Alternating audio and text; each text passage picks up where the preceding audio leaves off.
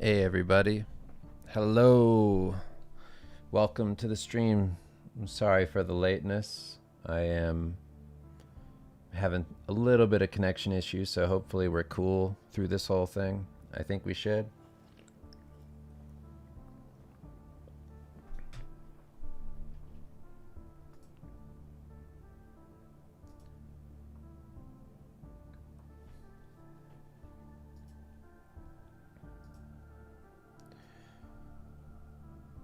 I just got approved for monetization, and I don't know how ads appear on this. It said it appears on the side. If it's super annoying, I don't know anything about YouTube and doing that, so just tell me and I'll disable it. Anyway, hello. Let's start drawing. So I'm going to be doing this cacao Keiko demon, Keiko daemon. Not sure. Let's do that.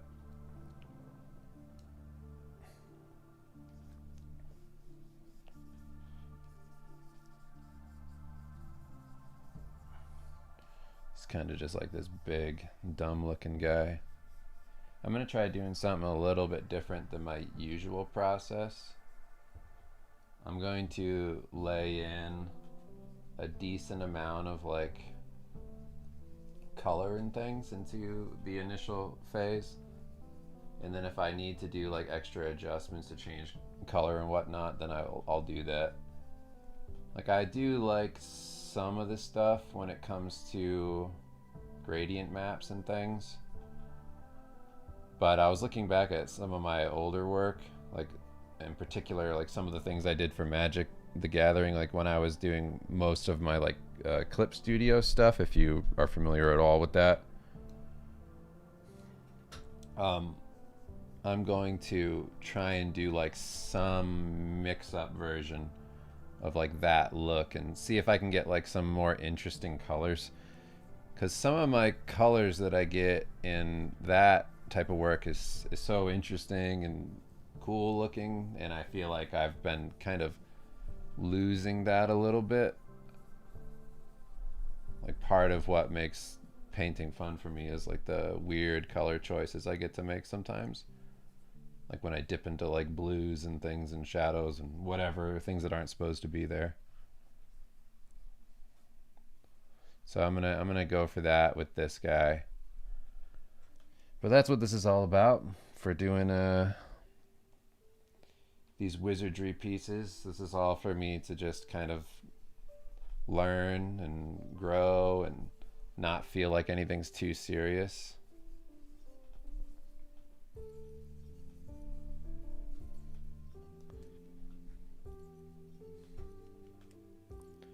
What's my least favorite mainstream color palette right now? It's not really like I think the thing that I like the least is anything that tries to be like retro and they do like retro colors and it's never actually retro colors, if you know what I'm saying. Like I don't like super neon like corny stuff where it feels like it's like they're doing somebody else's remake of retro in their retro stuff. It's not actually the color palettes. My favorite kind of color palette, at least for like fantasy, is like a Ridley Scott's like Legend movie. Like that type of color palette is more my speed.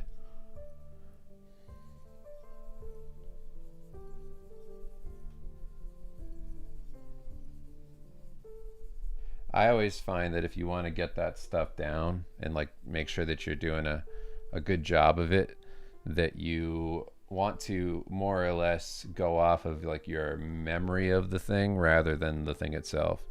I always find that my memory, even if it's not dead on accurate, it usually feels more like the thing as opposed to literally being it.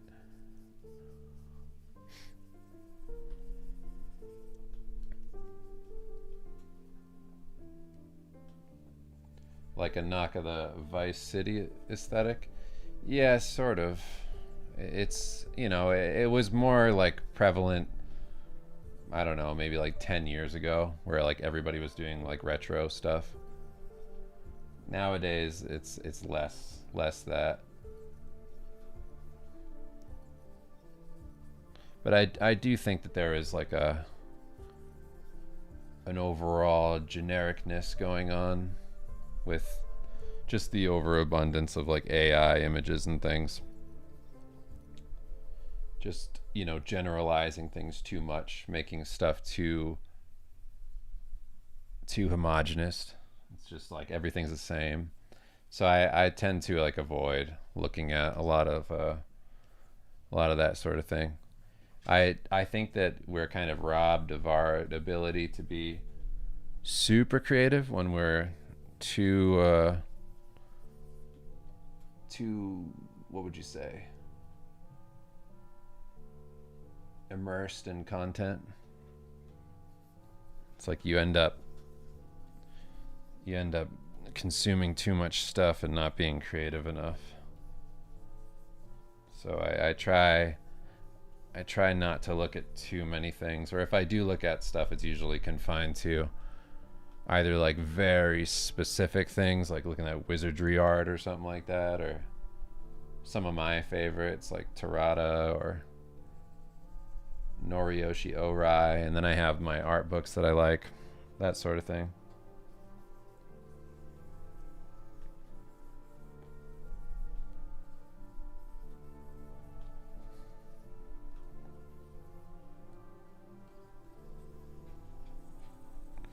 Thanks everybody who's new to the channel. I'm glad that those videos are resonating that I've been making. It's cool to do it because it just, you know, that's just basically what I do all the time when I'm talking. Like whenever I'm doing like any art stuff, whether it's like streaming or just talking to my wife about things that I'm thinking about, that's just basically my shower thoughts. Sounds like, yeah, people find it helpful on the stream. I should just make stuff like that to do, you know, forever, just kind of live on YouTube. So it's been really nice to read all the messages. It's always very rewarding to see like how people take that sort of thing and if they get something out of it, because I used to like when I started and I had any access to people working in the field and I could get their insight onto something that I was interested in and just kind of hear whatever their experience was. I always find that helpful.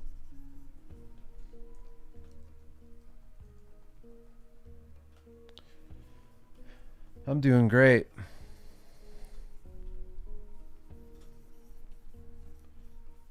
Trying to figure out how I want this dude to be positioned. I like the wizardry like format. I did like his face, but I feel like I have to change it. I feel like I have to have him be more like here.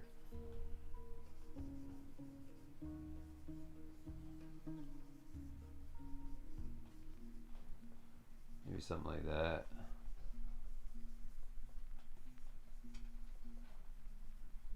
Okay. I don't know.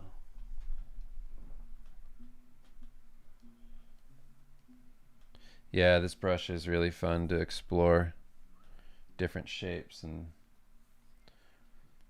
gestural things.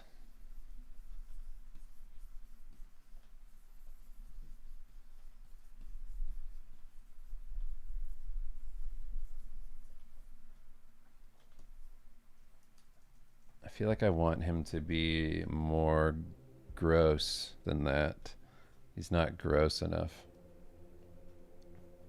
But I don't want to copy the same exact thing they did on the initial art for this guy.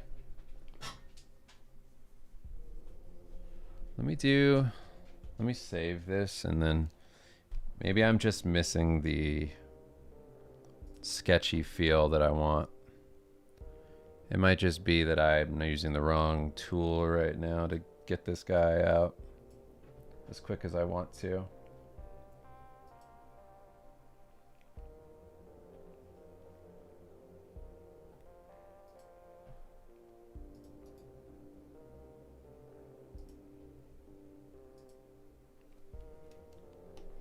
So I'm in Photoshop now. I'm gonna try and just whip it together with like the pencil brush sort of feeling, because I think I'm not really getting across what I want to get across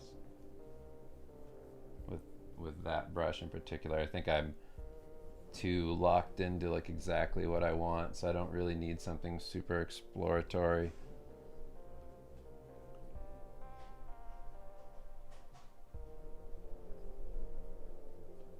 The lip comes up and is like almost a cleft lip.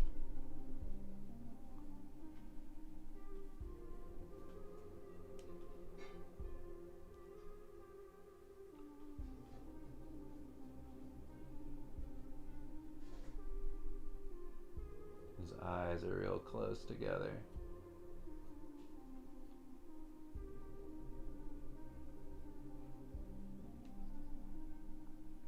I'm trying to stay pretty zoomed out so that I can see the whole thing while I'm doing it.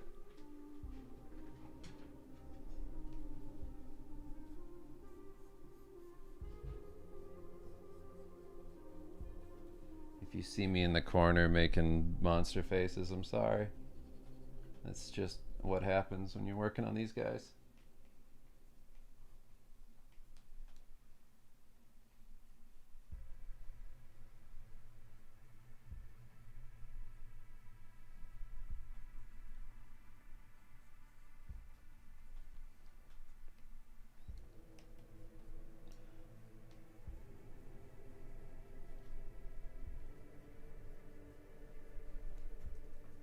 So his face kind of almost like melts into his body a little.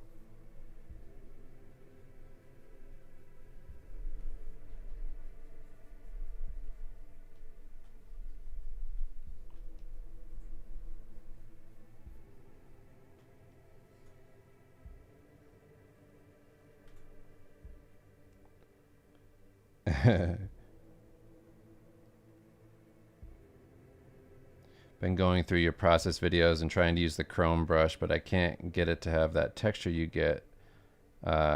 Smooth or just flat black. Any guess what's wrong? I don't know. That could be, it could be a RAM issue. I'm not sure. I think I had some issues with some of that stuff when I first used the program, but I'm not entirely positive if that's why. As I know that certain brushes kind of like flatten out suddenly if like your RAM's not too crazy. But I don't know if it's exactly that.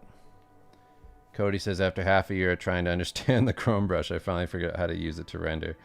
But I don't use the large brush at all. I use the thin chrome for everything. Well, the large brush, I use it more for like bigger shapes if I have to in the painting process, but like to some extent, it's like it's at least for that one, it's about like resizing the brush tip over and over again. So I'll use it at like 5 pixels for the brush tip, and then I'll go all the way down to 1 for lines and things.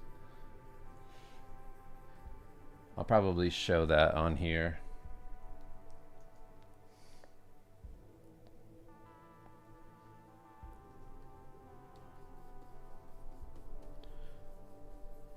I gotta figure out how I want to make this big dude look. If I want him to like kind of be like limply reaching out.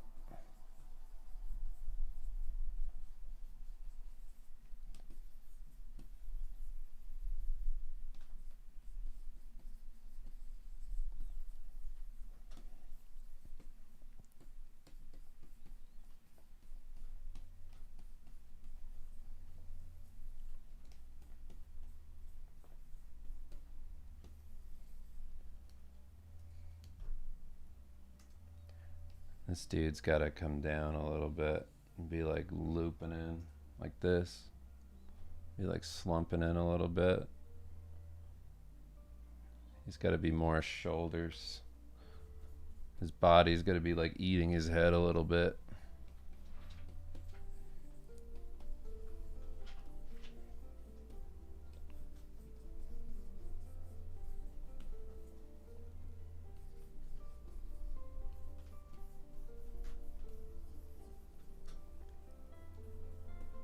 Okay.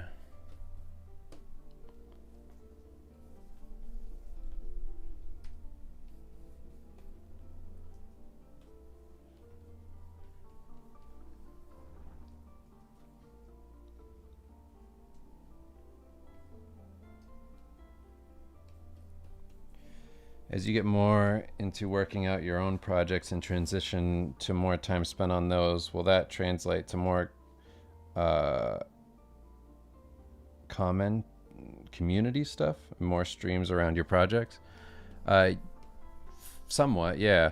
I might keep some of those like private. I don't really want to like that. A lot of that stuff will probably be just for like patrons and things. Some of it will be public, but I'm going to try and keep that pretty much in the walled garden of the Patreon so that I don't just spoil everything I'm working on. I'm not super interested on showing everybody everything. But it depends what it is, you know. I don't mind doing that on the Patreon itself, but I don't want to just like share the entire process of doing like every single page of the comic publicly. I think that would be stanky.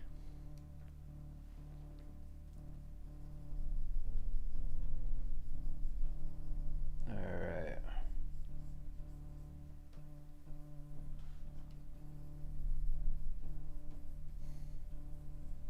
All right, so let's...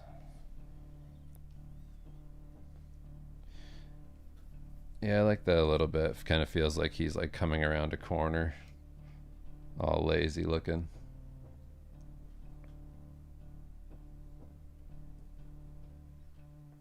Any plans to do a limited print with Cook and Becker again? Yeah, if the right project came along, I would consider it.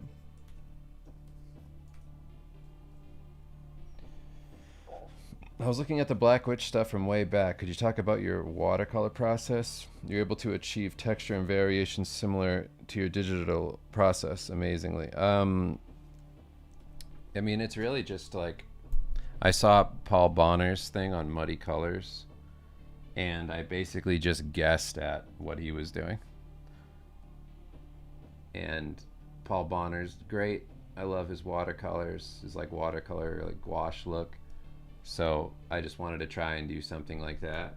And I wasn't like super successful with it, but at the time I was pretty happy with it.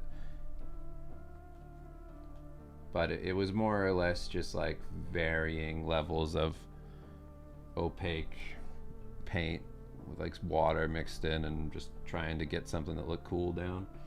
I didn't know what I was doing at all. I was just figuring it out. I wasn't even using like watercolor paper for those. I just used what I had in the house. I used like Bristol board for it. It came out like so wrecked by the end.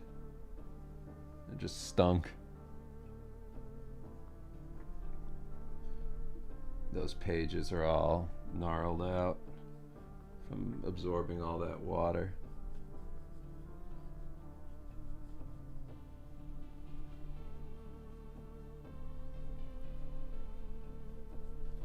I'm just trying to get some information down on this before I go back into Krita.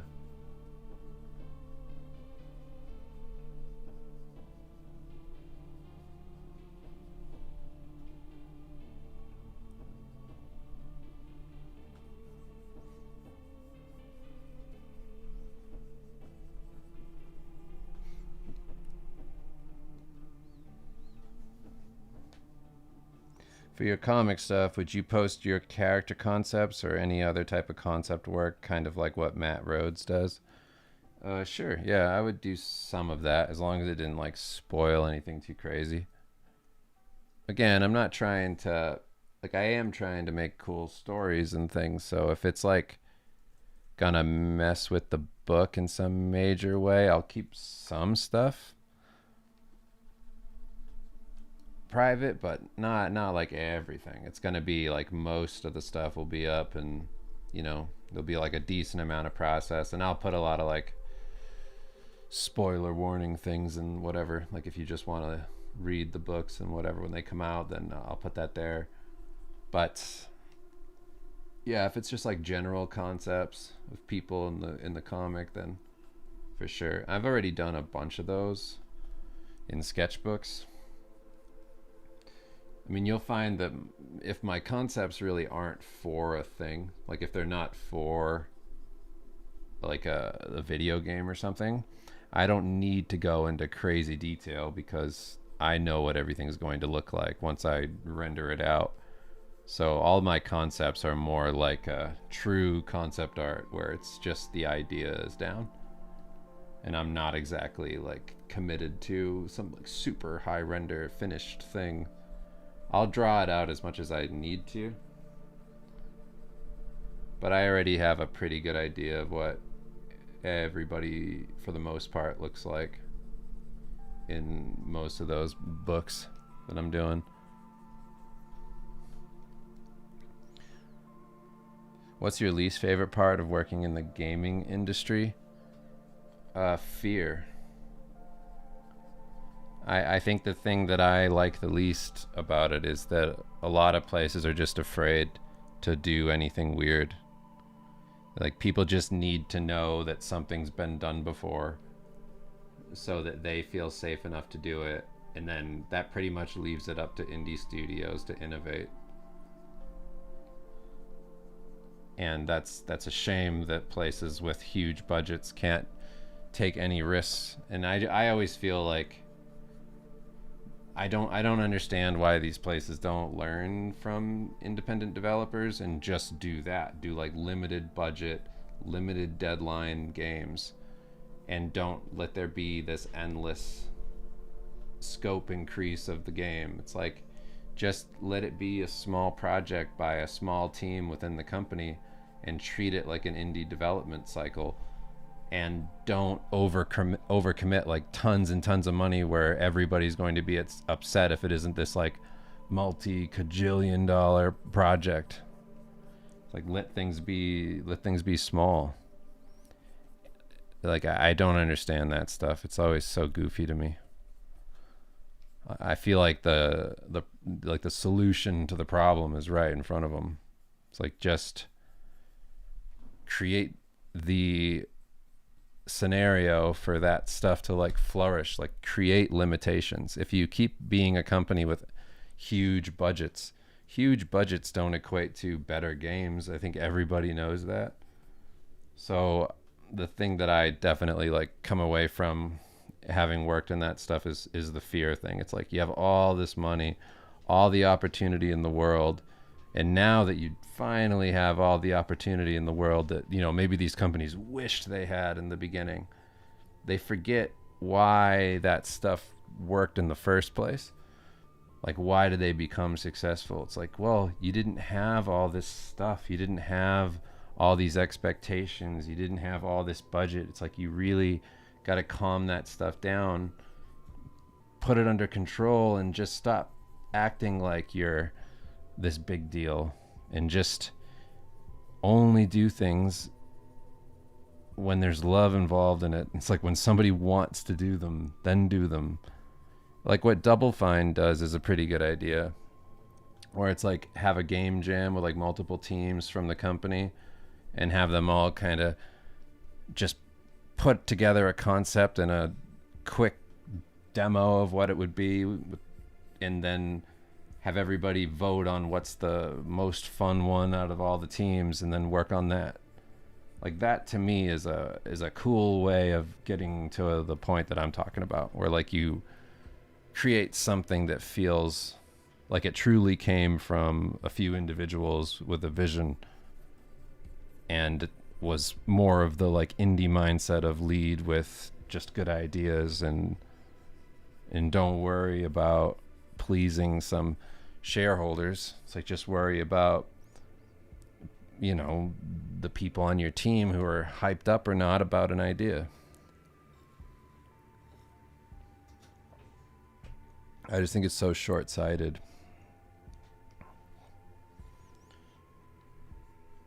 Because all the people with money, you know, they come at that stuff and they're like, well, we have money, just throw money at it and it just makes good games. These talented teams have just make good stuff. It's like, no, they don't. Like, I don't know. Like, I think you have to almost, if you do get successful, you almost have to artificially make yourself not.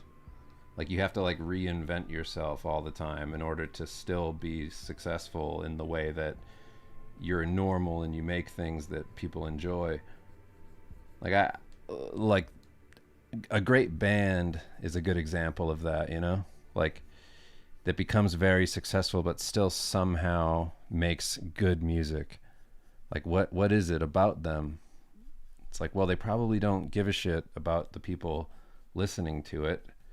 Like, I'm sure they love the people that support them, but they probably care more that they're enjoying the process of doing it and being with the people they're with creating it, as opposed to feeling like we have to make another hit album. It has to be a hit. It just has to be perfect. It's like, no, they probably understand that they have to love doing it. And that's the only way that you get something good.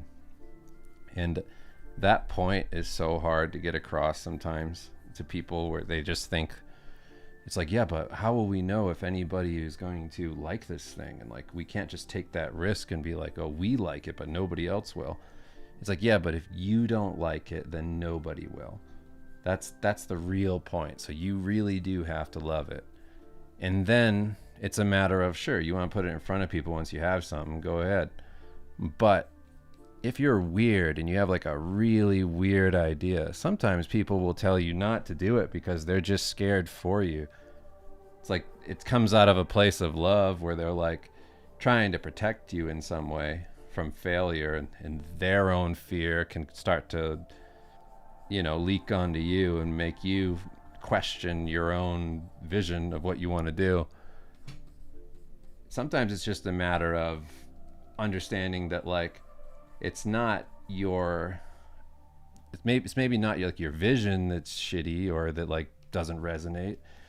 It's maybe just how you're communicating your ideas, and you go, oh, okay, there's probably a better way to get across what I'm trying to do that isn't really evident here. You know? It's like something like that. But yeah, you really got to be careful that you don't crush what you're doing out of fear of what other people are going to think about it. Because who cares, you know? Like, once you love a thing and you're confident and you go, that's what I want to do, this is just what I'm going to do, then yeah. Like, I think about that with like Mugenics, right? Like, think of everything that's in that game. All the music, the design decisions, the art style. It's like all of these things, you wouldn't be like, oh, you know, Hot Topic t-shirt art style from 2001 is going to resonate with everybody. Like, what do you mean? What do you mean?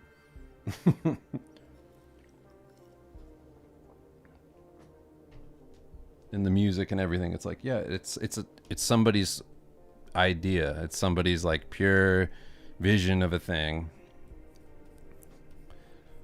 And their love for something can make you love it. Like, I've had, just as like another example, like I've had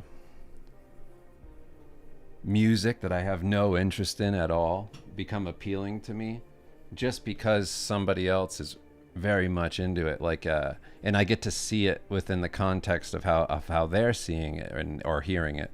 So like, when I was a kid, I used to watch a lot of like skate videos, and I skateboarded all the time. And the thing with that to me was that like you know, a lot of those skate videos, they'd have music choices by the skateboarders in the video, and they'd be like, you know, edited to that song, them skating around, and it'd be music that I would never listen to outside of this video, but I would really like their part in the video. And then over time I'd be like, I really like this song, because I'd like listen to it within the context of what they were doing, like how they were expressing themselves skateboarding, and there was something to that that was, it like made that song appealing to me in a way that it wouldn't have been outside of that. And I think that's like the same thing with, you know, making a distinct choice with something like a Mugenics, and being like, yeah, you know, you might never listen to this type of music, you might never look at that type of art, you might, you know, you might not even be into like certain types of games, but you have one entry point, and then from there you go and you're like, oh, this is actually really cool, and actually I get it now, like I like this thing they're doing. And you start to get into the whole experience of it. But it takes a lot of like confidence to be the person to just go, here's me, here's all of me, this is exactly what I'm like, watch this, play this, read this. You have to be willing to be in a place where you just don't care if it fails, which is also very difficult. It's not easy. It's not easy to just go, I don't care. This may not work. I don't care.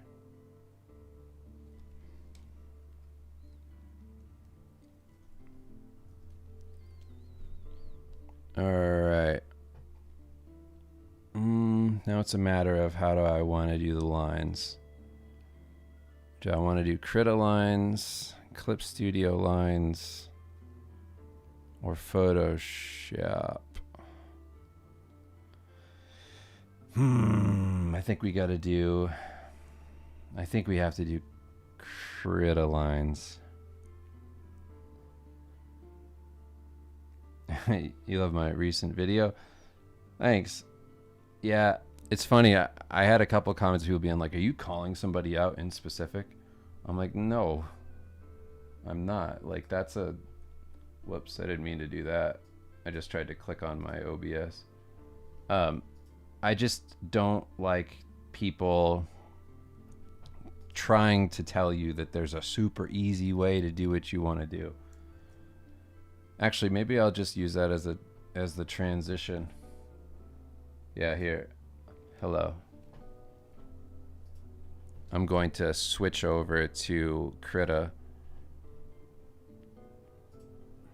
and start working there so that I can finish up the lines. But I have to do this because I always forget to clear all my thumbnails, and I don't want to show you and violate all my NDAs. All right, we're back.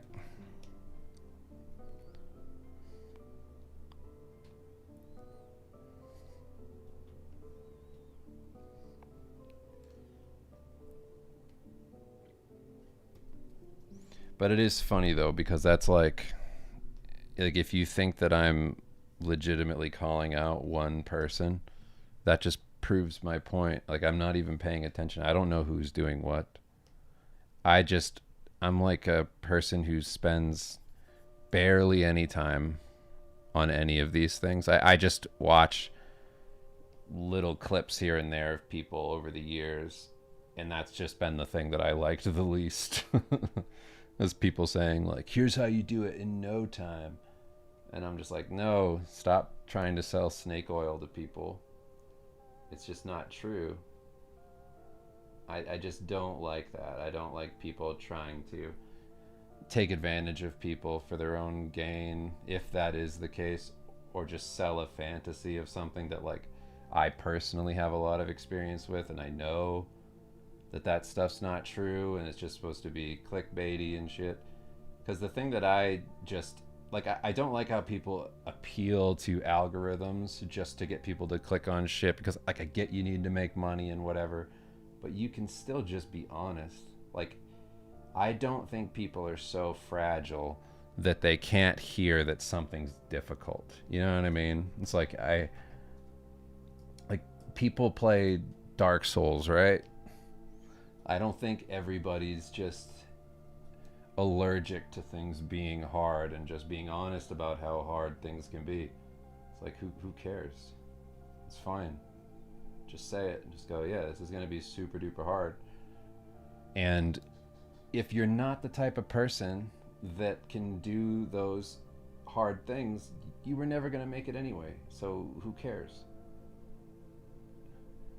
At least not in like that specific field that involves a ton and ton of time and dedication to the work and the craft. It's like, if you can't stomach that stuff, then of course it wasn't going to work out. And that's totally fine. Like, not everybody needs to do it. People sign up to do difficult things all the time, and then they go, oh, I guess fear was a factor for me. I guess I can't drink bull semen. Like, I guess I can't. All right, I'm done. Throw in the flag. I'm done. I'm not playing anymore.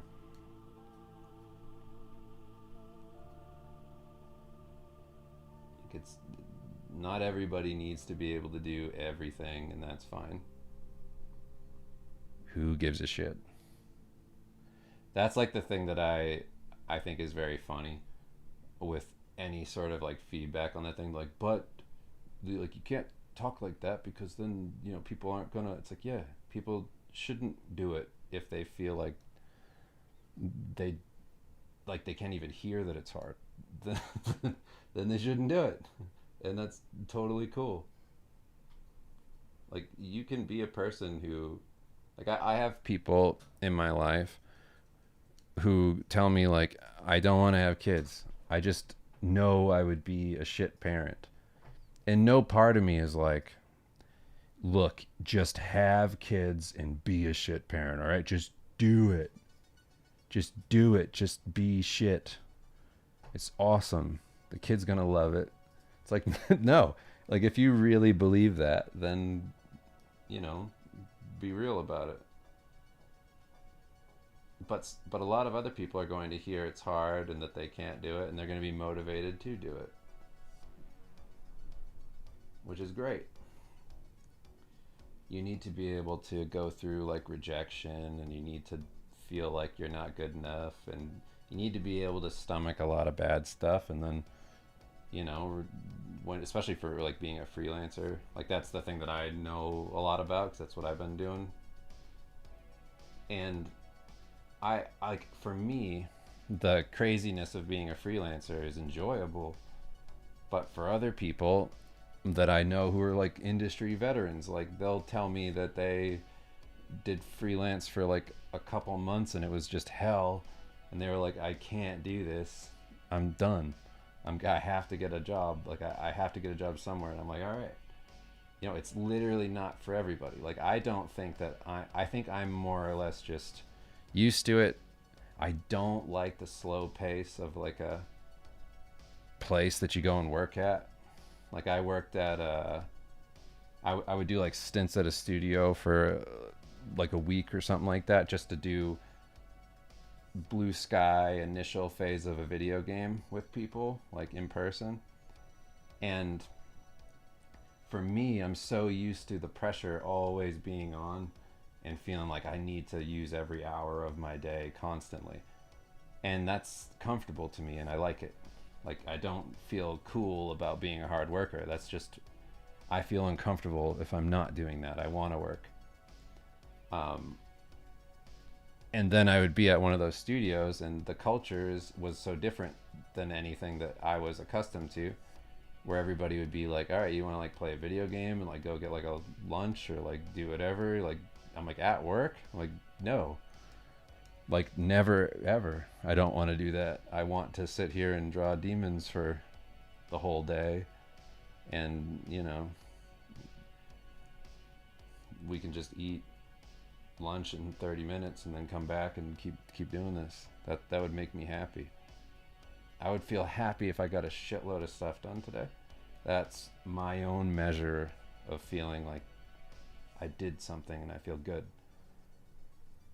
Not pressure. That just makes me happy. And everybody's different. Like a lot of people go like, I can't work for somebody, like I need to do my own thing. And like I feel that way, but I feel that way in the way that I get to choose the work that I do. Like I wasn't like that in the beginning. In the beginning it was whatever work you can get. But over time I got to choose the work. You know, I got to be a bit more picky with things. And when that was the case, it's like, yeah, like then I can pick jobs that are leaning towards something that I feel like I want to do. And I treat everything as like a learning experience. Like everybody is paying me money in order for me to improve. Like that's my outlook on it, is that I'm getting paid to get better. I don't think like I'm getting paid to, and I hate this.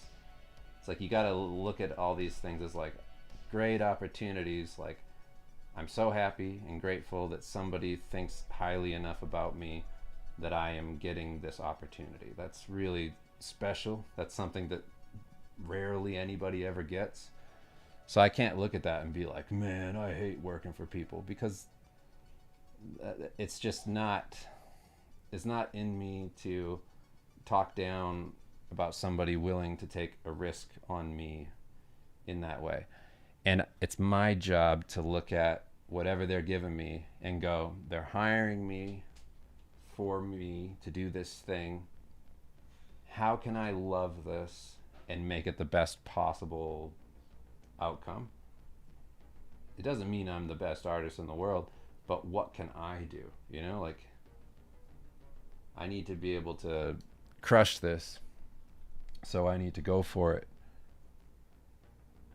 Regardless if it's the coolest thing in the world, it can be the coolest thing. You have to make it cool in your head.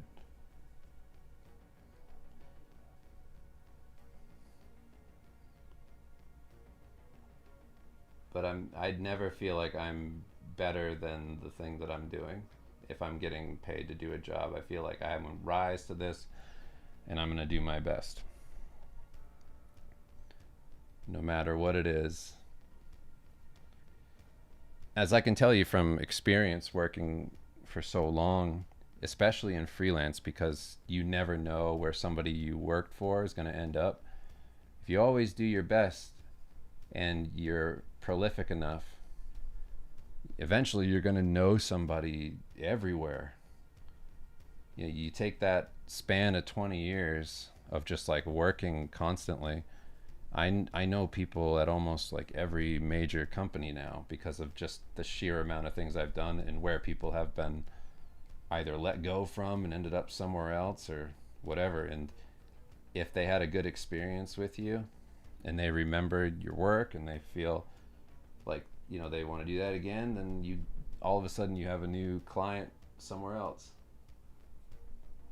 And I just think that sort of thing is really, it's like invaluable.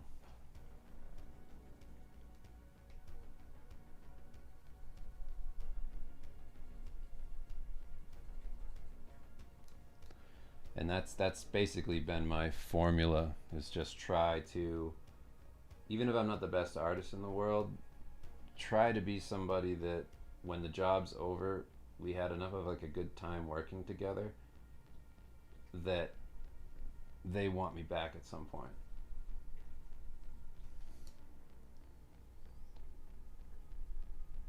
And one person taught me like a really good lesson about that stuff. They were saying that, like, just to give me more perspective on it, because I'm just like in my own world working, right, like just isolated. And I'm like thinking about, you know, what output I'm going to have, and how am I going to kill this and do all these things. And I had so much pressure on myself, you know. And I would do that anyway. I would put pressure on myself to do a good job no matter what I was doing. It doesn't need to be art. It's just, I don't want to let people down. I want everybody to have a good time and feel like, you know, it's, I'm not getting in the way of what everybody's trying to accomplish. Instead, I'm like helping. And this person who's a art director and artist was saying that, like, if you just do a good job, you know, like a pretty good job every time, you're friendly, people like you. It's like, then, and you deliver, right? They're like, that's better than most artists. They were like, artists in general are very unreliable to an extent. Like they don't really deliver that much. Some of them do rely on like passion and whatever to get things done, and it's a bit unstable. And if you have a track record of delivering, then you already have a leg up on a ton of people. And I remember hearing that just because I'm not an art director and I didn't have that experience at the time hiring artists. All I know is me and my expectation through my own ego. I kind of put that on everybody else. Like everybody else thinks about that. But like, that's not the case. And it really like gave me a bit of a sigh of relief in the beginning where I went, okay, so maybe I don't have to worry so much. Like I'll still always want to do my best, but like maybe I don't have to put so much pressure on myself.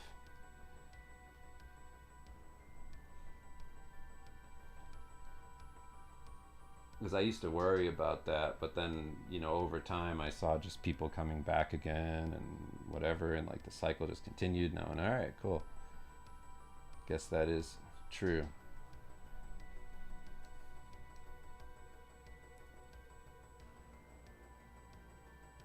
I don't know how old you are, but that's old world thinking. Current employers and studios are so out of touch, it's a joke. I mean, I guess. I mean, I'm working in the industry right now. That's literally all I do all day, every day. And I still have to work to get jobs. So for my own experience in what I do, that is true. It may not be true for you, but I can't speak for you. That would be irresponsible of me to be like guessing at what your lived experience is.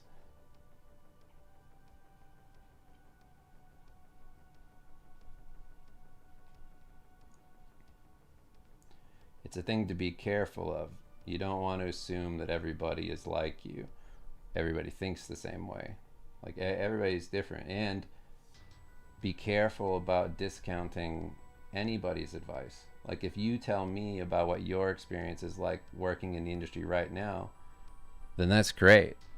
The assumption being that I wouldn't listen to you or understand where you're coming from or be able to relate, that is a problem, you know, just in terms of like empathy.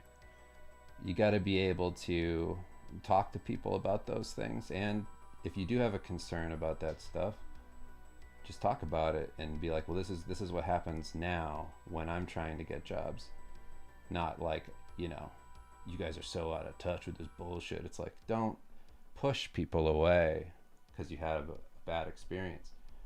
Try and help people learn about it so that if there is a helpful person out there, maybe the next time they consider somebody, they think about that. They have you in mind. And they go, you know what? A young person told me that this way that I think is archaic and it doesn't really apply to this anymore.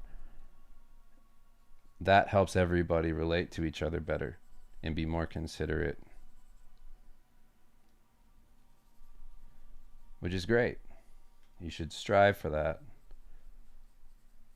That's what human connection is.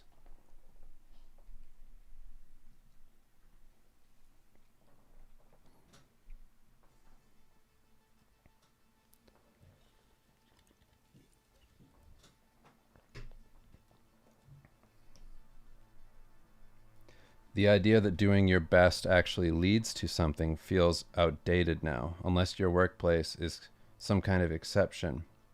I wouldn't give that advice in 2026. Oh, well, that's just. I'm saying do your best as a human being on Earth. It's not the reality. That's your reality. You can't say that's the reality. I can't not like pickles and then say the reality is pickles suck. I know a ton of people working in the industry. Your pride of your own self That's not something another place dictates to you. You are the one who gets to make that decision of whether or not you're going to be this. And there have always been really dark times. But giving up or feeling like doing your best is this negative thing. Like, I don't work in a workplace, I'm a freelancer. I have the opportunity to look at what I do through the lens of my own output, not at this workplace where people don't value me. You know what I mean? It's totally it's totally normal to get down and feel like there's no point in doing any of this, or trying, or working on yourself, or feeling like pursuing what you love has any value whatsoever. That's normal. It's normal to feel like giving up about, something especially as difficult as art. But because I am just a person sitting here, and I don't have a direct employer, and I don't go to a workplace or do any of those things, then I just have myself. So if I'm not doing myself and working my best, like, yeah, like I then it's nothing. If I don't have a dream, I don't have something in the future to look forward to, then why am I alive? Why do any of it? I have children. You don't live your life when you have children in your life. You would be a terrible parent to just live like a helpless person in front of your kids and then expect your kids to be able to do anything with their life. You are the one who shows them what's possible in the world. If you can tell your kid all you want and be like, go out and live your dream, do what makes you happy, do all this stuff. But if you don't do it, then those are just words. They don't mean anything. It doesn't mean anything to your kid if you don't do it. You're still going to fall back on fear. And what you're saying, while it may be true in your reality with what you're dealing with, that's fear-based. If the whole world just crumbled into fear, that doesn't help. It's not better than optimism. It isn't. So it's, while it might feel that way, the story that you tell yourself becomes reality if you tell yourself that enough. So it will be that if you give yourself that narrative all the time, regardless if it's true or not. Like, imagine if you were anywhere else. Imagine if you were in prison. What would you do? Just go, fuck this, I give up. It's like, come on. Like, what, you'd have to keep living. You can't just give up on everything there just because it feels hopeless. Like, people have been in internment camps and stuff and just been, in much worse scenarios than what you're talking about, and somehow retained optimism and survived. Your outlook on everything is the thing that keeps you going.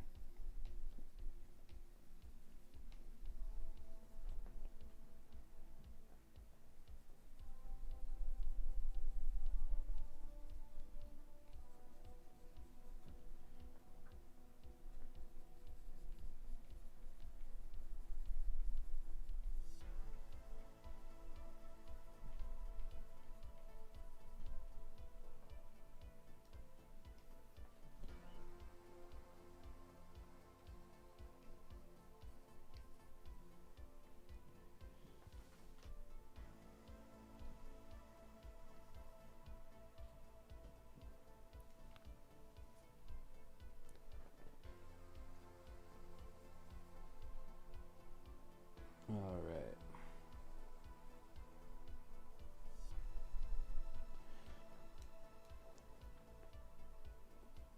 Sorry to go so deep on that. I'm not trying to call you out or anything like that. I have more of a reaction to that than most things because I've been in the situation that you're talking about, and that's just, there's the only way out of hell is to keep going. If you're walking through hell and going through hell, keep going. Don't go, oh God, I'm gonna live in hell as long as I can. Set up shop. Hell's for me. If you resign yourself to that, then yeah.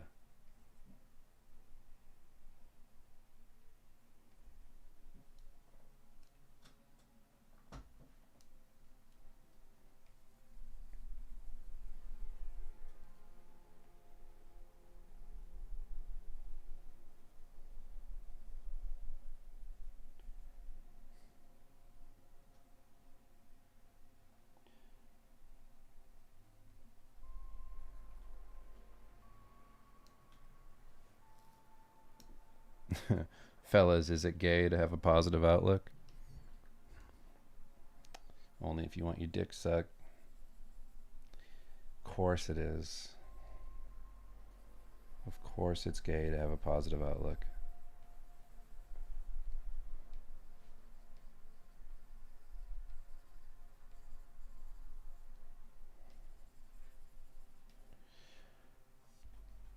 I do find it funny that there's like this thing of like a aversion to a genuine response to something, where you're like people get like I feel like media has kind of trained people because of like all the shit that's in stuff to just be to just have like an affront to anything that feels like a unironic, genuine feeling conversation. You're like, people who are like scared to have a feeling. They don't want to look lame, which I understand. I totally get that. As when I grew up in Boston, like that was like that whole area is that. It's like if you're not a man, if you're not crushing every feeling down into dust deep inside your bosom and bringing it down with you into the grave, it's like then you're a loser.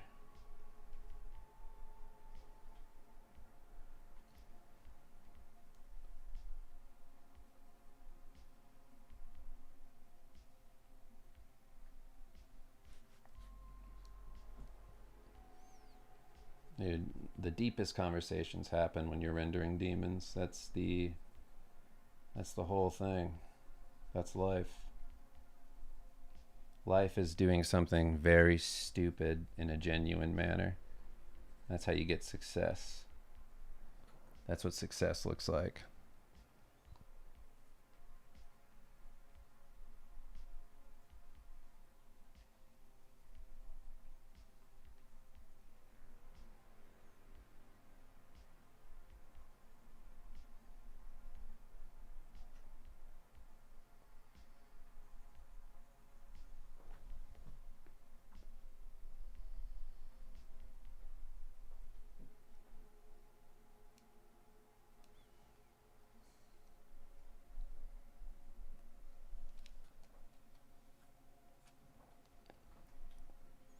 You didn't come at me hard. I just, you saying I stepped away from my white collar life to dedicate myself to my own work and seek other ways to earn an income.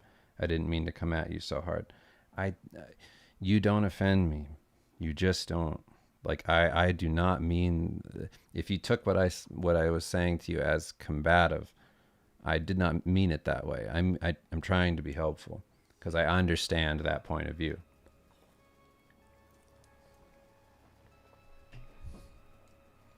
I know what it feels like to feel like there's no hope. But that doesn't get you anywhere. That's really all I'm saying. That's not better than that's not better than just being positive. That's really all I mean.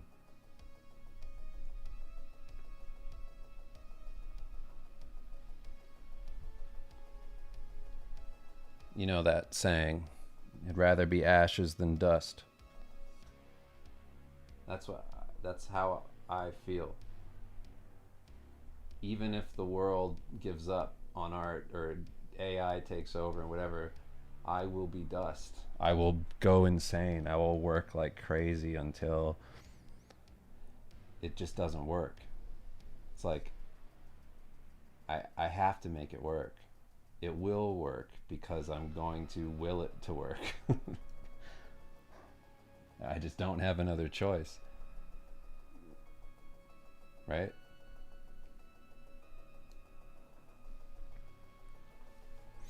Which art books do you recommend for throwing at a coworker during a major client presentation to spice things up and create excitement? Mm.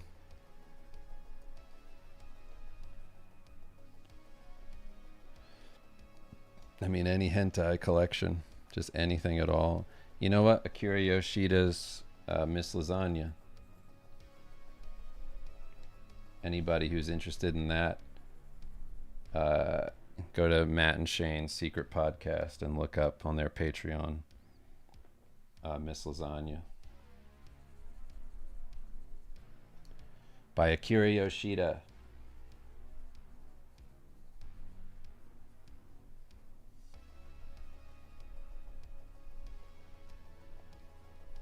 Akira Yoshida wrote that. All right.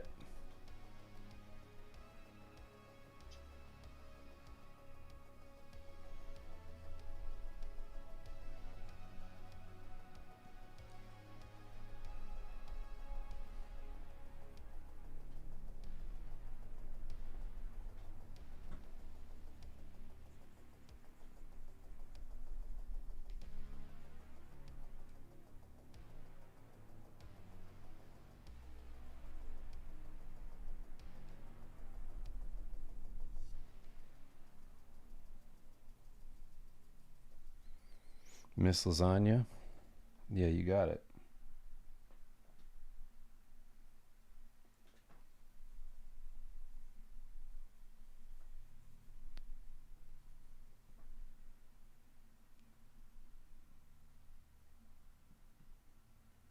Trying to make it professionally feels like you're racing against the clock. Sure, I get that.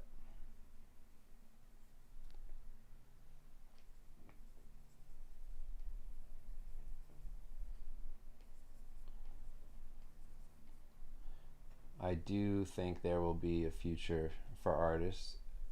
I don't mean to say that like everybody will make it the same way or that will ever be as easy as it was, because it was way easier when I started to get a foothold in art, when there was no machine that you were competing with. As long as you were good, then that's all it took.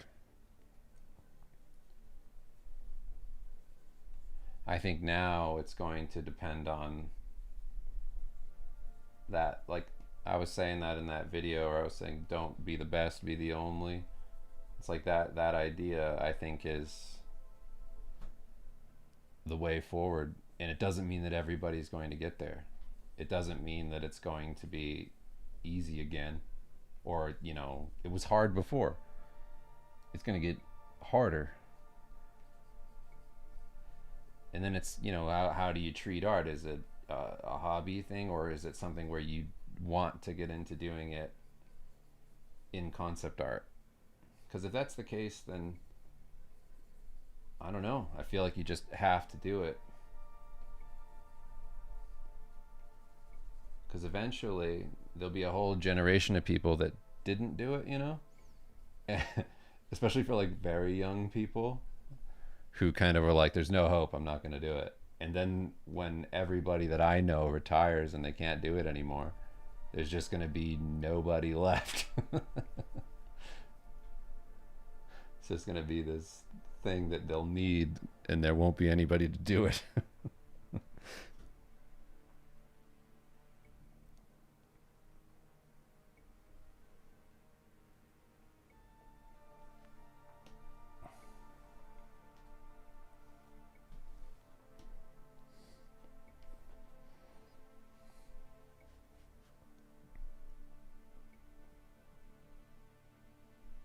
Yeah, why would you ever throw that sacred text?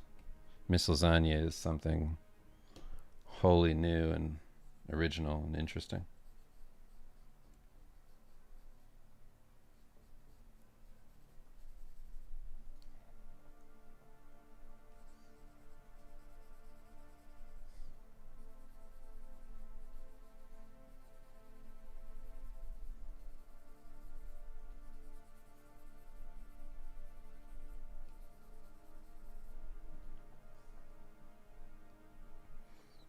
Yeah, I mean, I totally get it. I understand.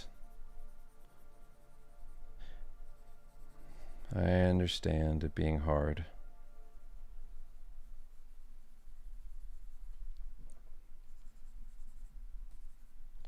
What program is that? This is Krita.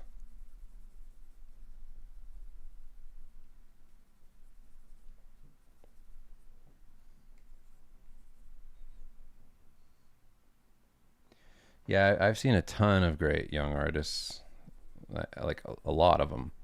I'm not really worried about it. I'm worried about them having enough of a foothold and stuff and being able to get work. But I think there's still going to be a ton of places where you'll be able to do at least like freelance. Maybe there won't be like as many contracts for video games, but you'll still be able to do illustration work and sell your own things and whatever else. But it's more or less, how do you get the ball rolling? How do you get the first jobs that make it so that you can pivot into that other position later with experience and feel like you have built up a skill set? That's more or less my concern.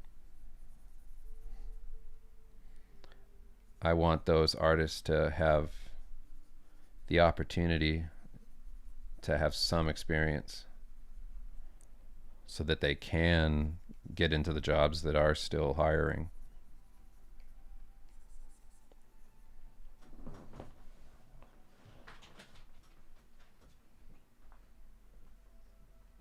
Never underestimate the value of good mental health.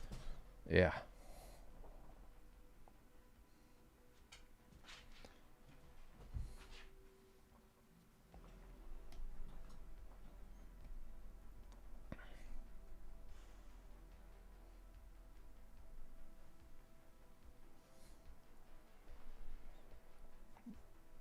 Furry art is the answer. I mean, there's always going to be some creative way of doing it.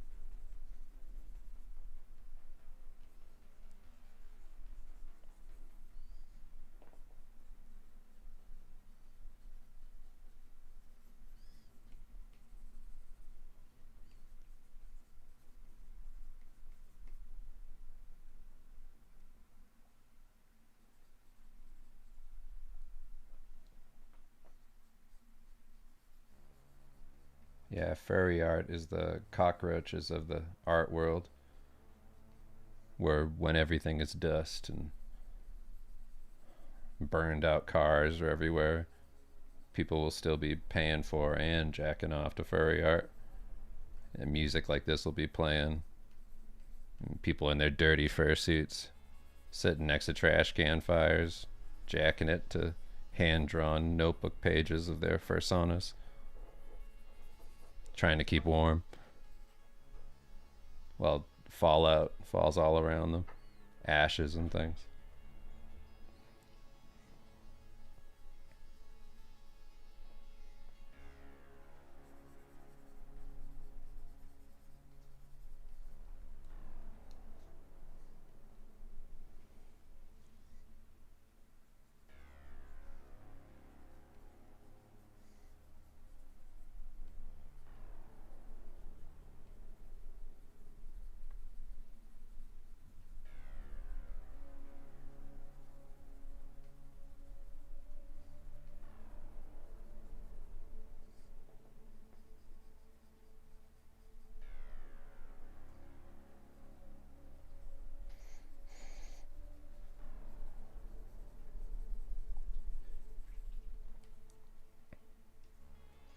Yeah, I'm excited for this. I feel like this is going to come out cool when I add color to it and do like textures and things and then paint on top of that.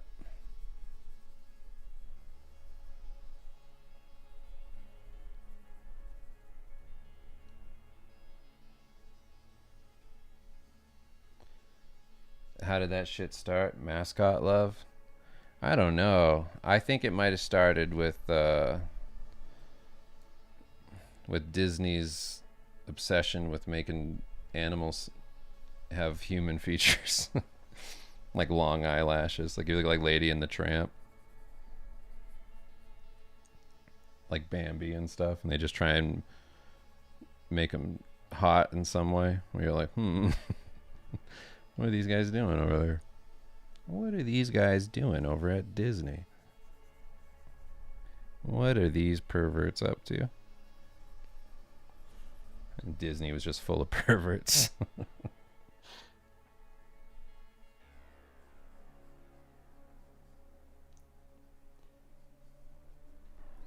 Like, I bet what happened at Disney was the first guy came in and he drew Bambi, right? Like in the beginning, and it was just a deer with like big eyes. And then the next guy came in and it was just the same deer with huge tits. And then the next guy came in and was like, how about something right in the middle? And he just gave it like eyelashes and stuff. And then Walt Disney was like, all right, great. This is perfect. I mean, that's probably why Walt Disney is frozen solid right now, and they're going to bring him back. He's probably like, eventually everybody will think this is hot. When everybody thinks this is hot, unthaw me. Give me the Captain America treatment and bring me back. I got to see what that world looks like. So Walt's going to come back eventually, and he's going to be like, what? Everybody hates the Jews and animals are fuckable? Oh, wow. Nobody told me this was going to be the future. It's everything Walt Disney imagined.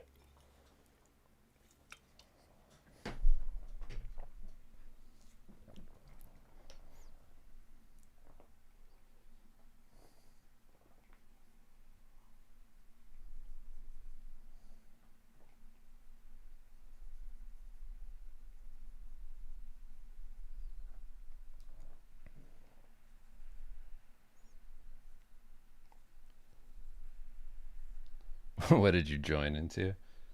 We're talking about Disney's the original furry group. That's what we're talking about.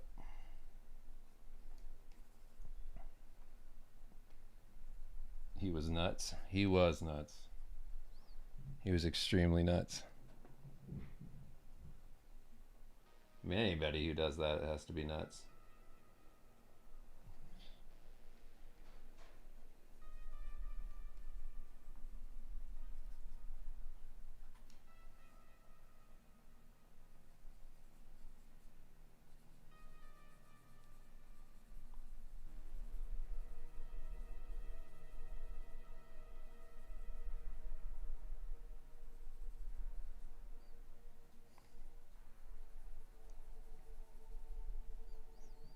What's my religious affiliation? I don't know. I did mushrooms a few times. That's like as religious as I get. Realizing that everybody's God. Understanding that I'm in a flesh suit on a voyage.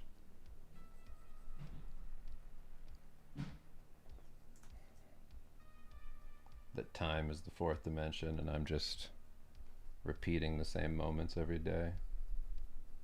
Forever.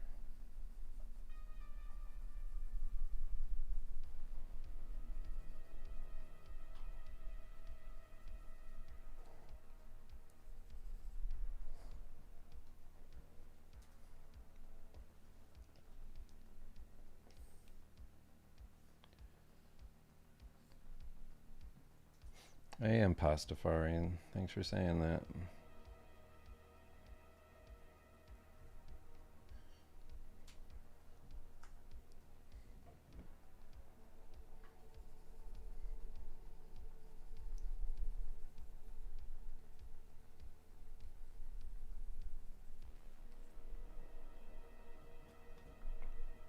Oh, thanks, Mariachi. I appreciate you. Like, like, and heart. No, but really, thank you for that. That's very kind of you.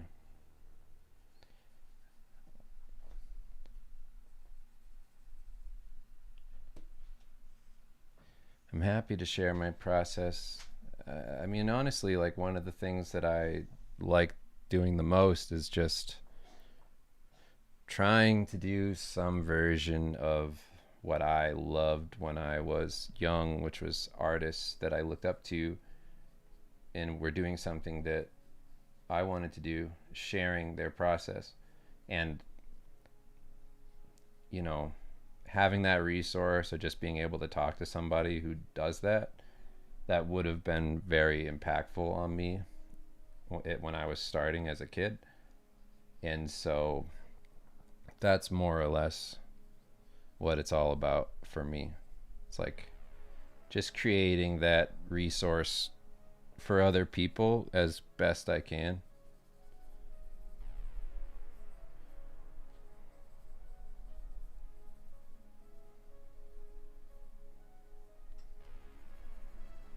Hence my reaction to the doom and gloom comment.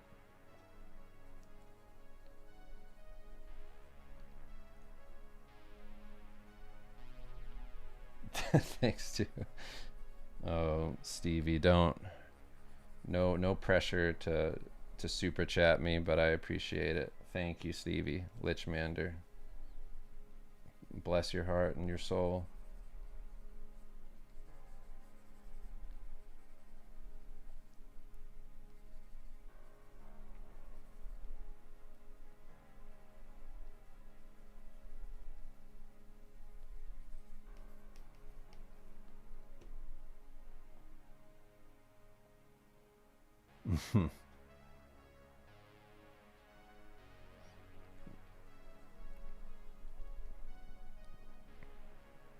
Well, $5 isn't nothing, Stevie.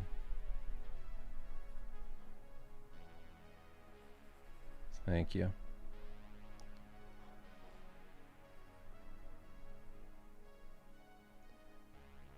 All donations here will go towards my 6-year-old's plastic surgery. I'm going to change him into like a Brad Pitt, like a small Brad Pitt. And then I'm going to put him in the movies. And then I'll make my fortune.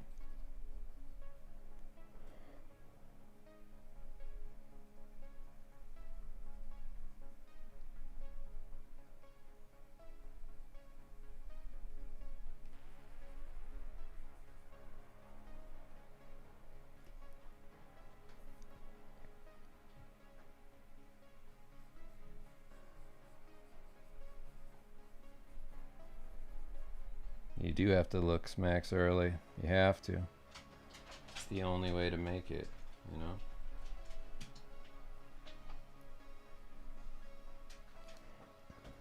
I like how at the top of my chat here, now that you guys donated, which is very kind of you, it's saying set a goal for how much money you want.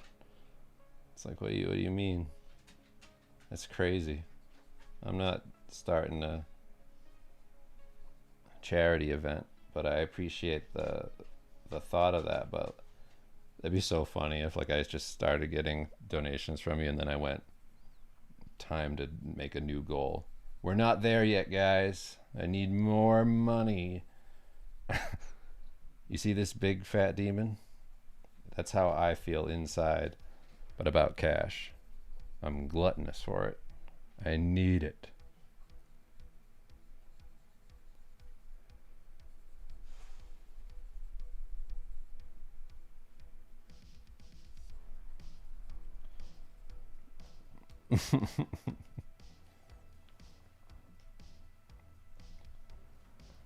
Guys, I don't know if you know this. I can't keep doing this for free. The Patreon is not enough. More.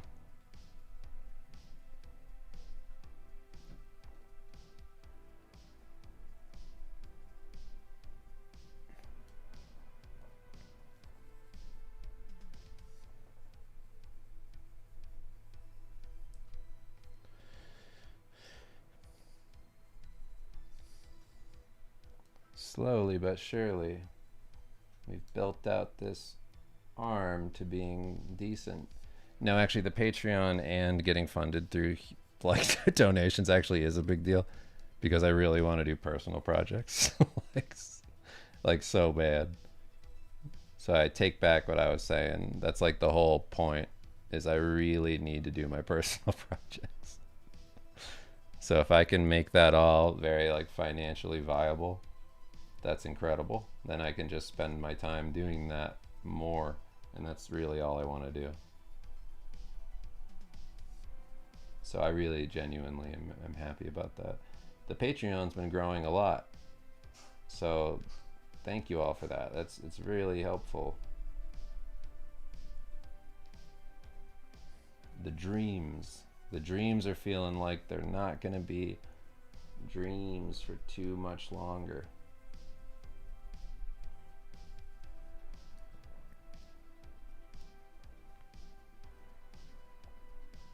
Do you write stuff? Yeah, you can go and read my comic that I do with my buddy Steve Lichman. SteveLichman.com. Así es Badez for the Looks Maxing Fund. Wow, thank you all. You're making me very you're making me blush. Thank you. Any update on any update on Starville? Been a while, and reading it ever since I saw you drawing it a year or more ago. Yeah, I mean, it's one of the things I want to do. It's just a matter of building up to it all. I think like Skull and Shark for me has broken past the barrier of me being like, I don't know, like for a while I was like, I need to make this new to me again. I have to make it something that like I want to do, you know, like I feel excited to do. And when I figured that out, that comic idea, again, like just like reframing it, having like a different feel for it, I got excited again, and I went, okay, I know what it is. And then it's just a matter of adapting the previous scripts, and some of it's just like simplifying it, because when you first start out and you're writing, you kind of want to like over explain and overwrite and do all that sort of thing, where you're just like, yeah, that's too much. It's like you can do too much. So kind of paring back on some of that and going for more of like the feeling of everything, and making the book very cool, and I'm gonna feel pretty. That's what it's about. But Asayas Badez, thanks for the $10. That is going towards the Looks Maxing Fund. You know, my kids, they're cute and all, but they're no Brad Pitts. And soon, now that I didn't let you know from that initial thing I said, the 6-year-old, but now that I got that $10, the $20, the 5, they're both getting the treatment. I'm gonna have 2 pits in the house.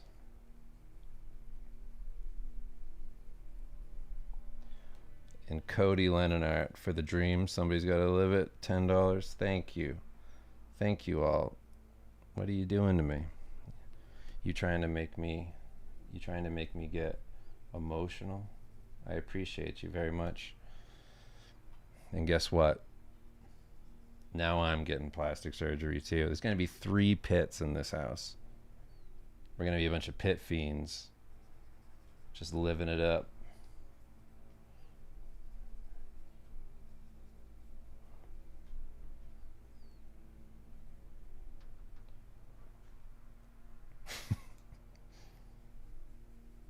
No, thank you all very much.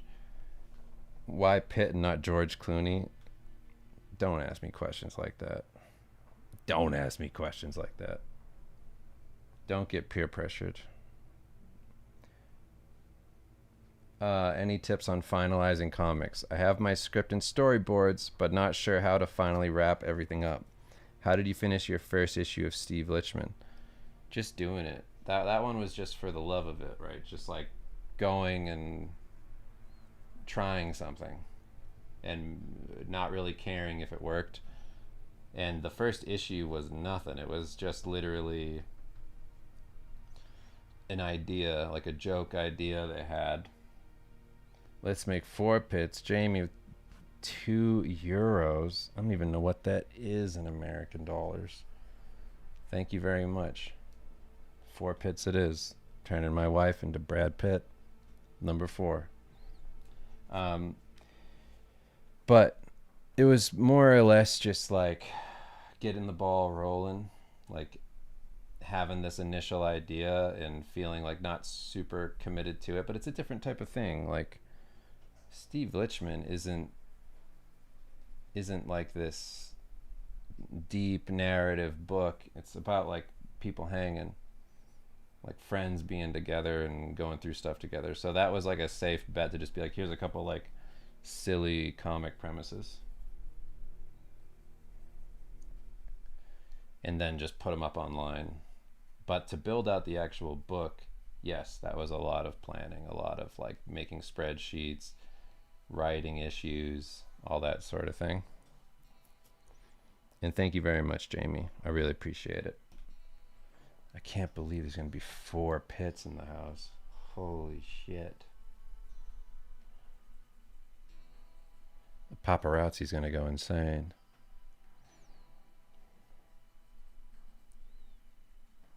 It's all 4 of us walking out of the house with our lattes.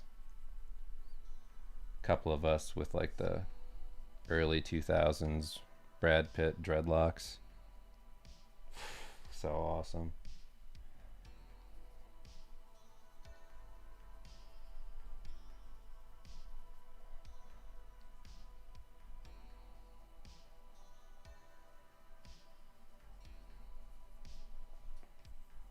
You keep thinking Pitbull? What, for this demon? You don't need to get plastic surgery to be Pitbull. You just need to, you know, be just like a normal guy. Is Pit my only option? Asked my wife. I mean, yeah, I think so.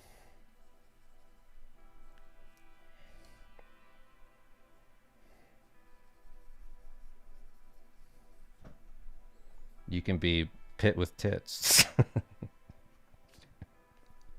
I'm sorry. Tit Pit. Brad Tits.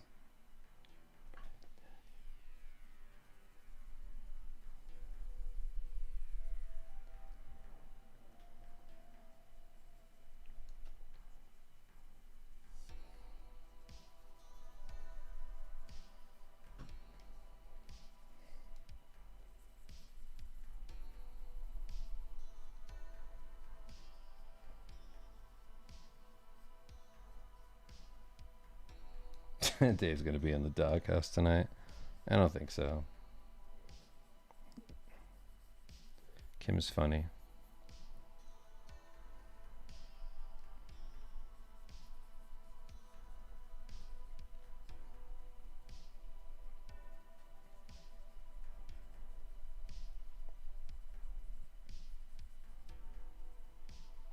You can't love Brad Pitt and your wife at the same time. You had to merge them into one. That's true. What's done to one Pit must be done to all. You need to get more donations for your tit surgery. I mean, we could all be Brad Tits. I don't care. Yeah, let's do it. All right, new goal. New goal. Not only are we Brad Pitts, we're all Brad Tits. We're going to get Brad Pitt look-alike plastic surgery with all the donations from the super chat, and then tits.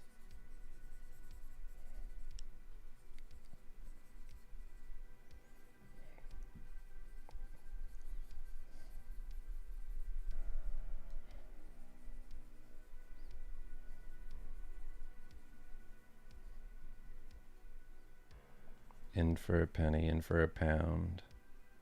The hottest Brad Pitts with tits in town. That's what the witch would say as she made it a reality.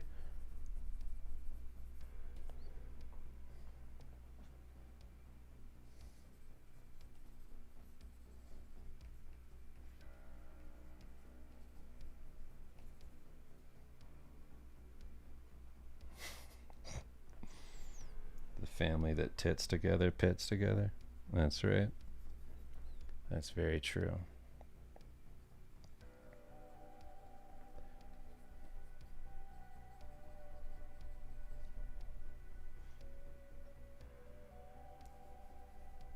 Marathon's lore is great, by the way. Yeah, I had a feeling it would be. But like I said before, I just want that to be the whole game, is just do like a narrative. I haven't played it. So, does it mean anything what I'm saying? Probably not.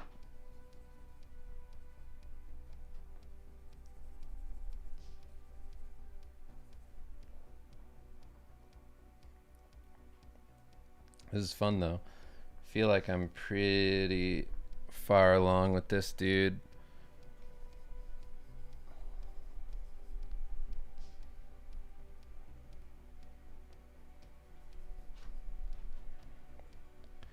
Definitely did more on this than I thought I would.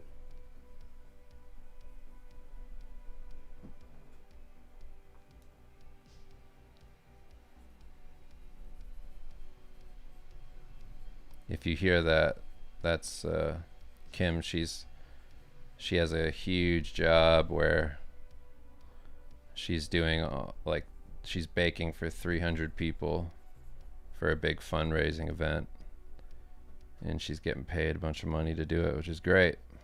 Her baking business is working out.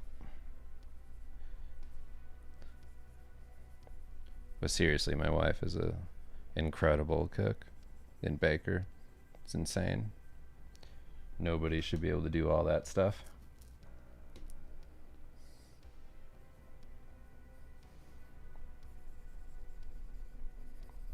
All right, I'm gonna hop off of here in like 5 minutes or so. Anybody who's on here, well, thank you everybody who donated. That was great. I appreciate you very much. And anybody who is interested in checking out more work, I'm gonna have process of this broken down, all that sort of thing, and a high res up for patrons. It's just patreon.com/Dave Raposa, and 120 plus videos, years of content, all that stuff. And then continual content on personal projects. That's the whole goal of the Patreon, is to do all the comics and have them exist. And if you want to check out existing comics or buy books, huge, beautiful hardcover books, you can go to stevelichman.com, check out those comics. You can read what's up on there, and then if you like that, there's way more in the books.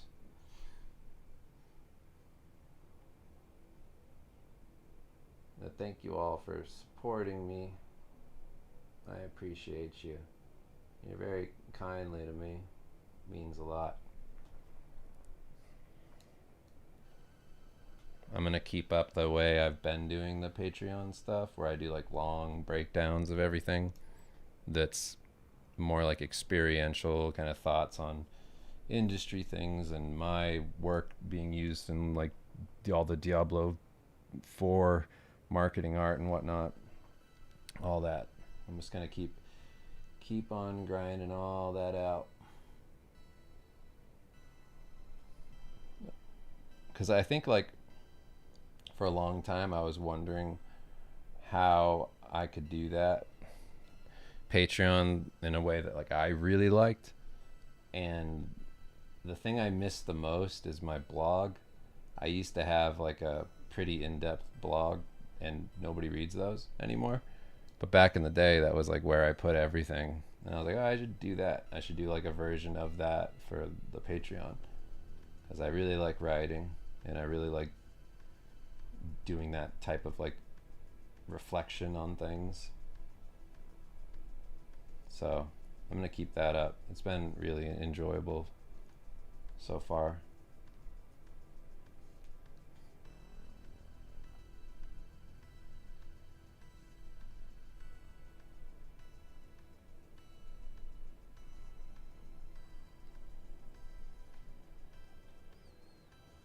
You like the scrungly thumbnails? Yeah. No, that's for sure just gonna stay that way. I call it contrast because I feel like people who want to be on YouTube, I feel like they try pretty hard to look handsome and stuff, and I'm like, oh boy, what is the opposite of that?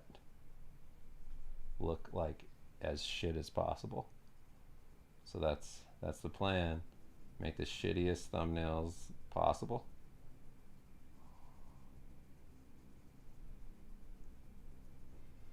I saw one comment of a guy that said that thumbnail doesn't really match the content in the video. And I was like, yeah, you get it. You get it.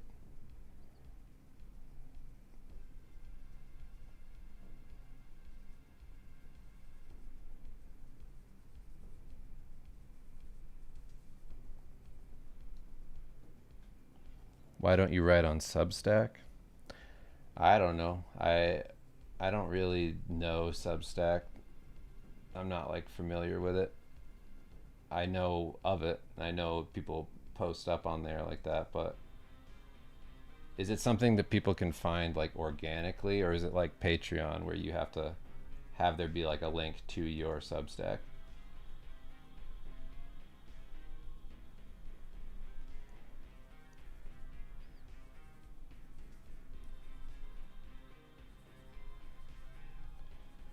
Because I don't want to have people go to more than one place for what I'm doing.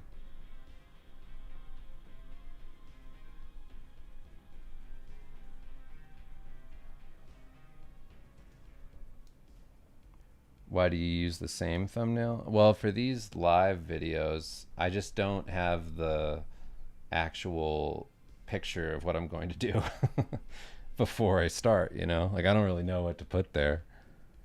I could make like a new thumbnail every time for the lives. I mean, maybe I'll start doing that now that a lot more people are coming to the YouTube channel. But yeah.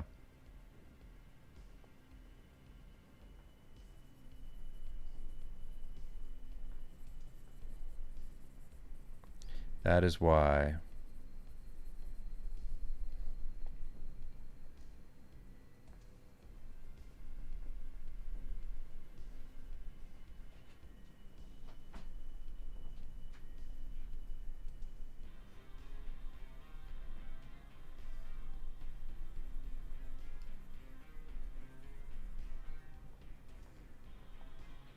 What if you commission people to do some? I mean, I could, but like as much as I would do that to be like kind, I also want my thumbnails and all my videos to be horrible.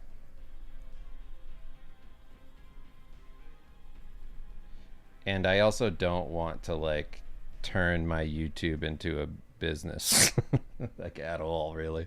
Like I know it is like by default just part of that, but like you know like when you commit to something too much and then all of a sudden you feel this pressure of like, oh, I'm supposed to be doing that. Like I'm supposed to be creating these things and doing all this stuff and treating YouTube like this thing. It's like I just don't want to do that. I want to treat YouTube like just a place where I hop in, I say hello, I do these things, and then I go like, all right, hello everybody, let's hang out. But other than that, I don't want to be like Mr. YouTube, man. I don't want to get into that. I just don't have interest in it, you know.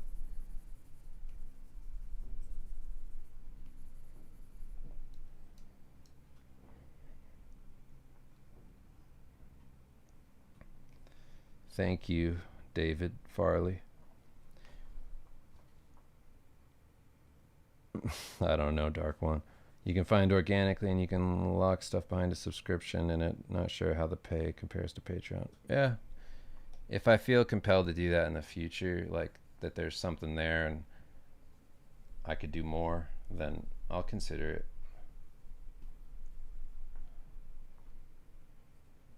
It could slow you down. Yeah, that's kind of how I feel.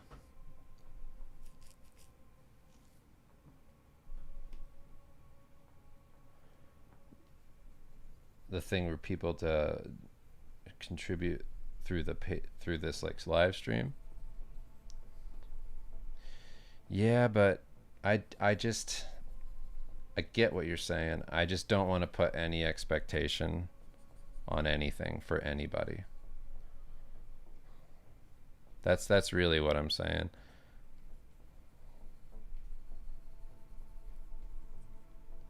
I just want it to be super casual and normal with, like what if somebody made something and I didn't think it was like funny or cool or whatever, and then I don't use it, but they spent all that time making it. I don't want to feel like compelled, like, oh, now I have to use that thing. It's like when I just don't want to. You know what I mean? It's like I just don't want to put that on anybody. I just wouldn't do that. Even though I understand what you're saying.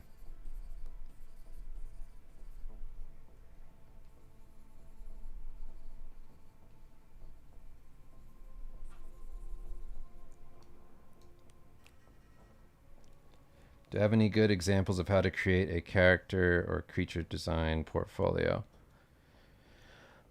Um, I mean, honestly, I was just about to hop off of here, so that's probably too much for me to go into in detail. But there's a general version of that where there's a portfolio you put together just for like people to look at who come and visit your website or whatever. And then there's a version of what you're talking about that is client specific, where I want to work for a certain company, therefore I have these certain types of designs within my portfolio, at least ones that lead visually for like what they're going to see. Um, First of all, it should be stuff that you love, and there should be variety there and show function. One thing that's, at least for me, like when I was hiring for video game stuff, like for like the brief moment I was ADing anything, uh, what I was looking for was, in terms of concept art, like show the concept and then show how it plays out in the game with like sketches, or like what it is about this mechanically that's interesting, like in terms of whatever this fake game is, not just like a series of pretty pictures, but a series of compelling ideas that also happen to be cool pictures. That's that's more or less what I would say is missing from a lot of people's portfolios that would help, alongside just having a good looking portfolio that demonstrates that you have skills. But showing your thought process of how you design is something that can make you stand out from other people, because not a lot of people consider that, from the artist perspective of like making something compelling for anybody interested in hiring you to work on a video game. That's that's my real advice for that sort of thing. Anyway, thank you all so much. Thanks for all the donations. You're very kind. And I will talk to you next time. All right. Oh, and this shirt's cool. It's from Fuck You Baker. Support Fuck You Baker. He's awesome. Releases shirts every once in a while. But yeah, love to you all. See you next time. See you on the Patreon, YouTube, all that. Have a good night.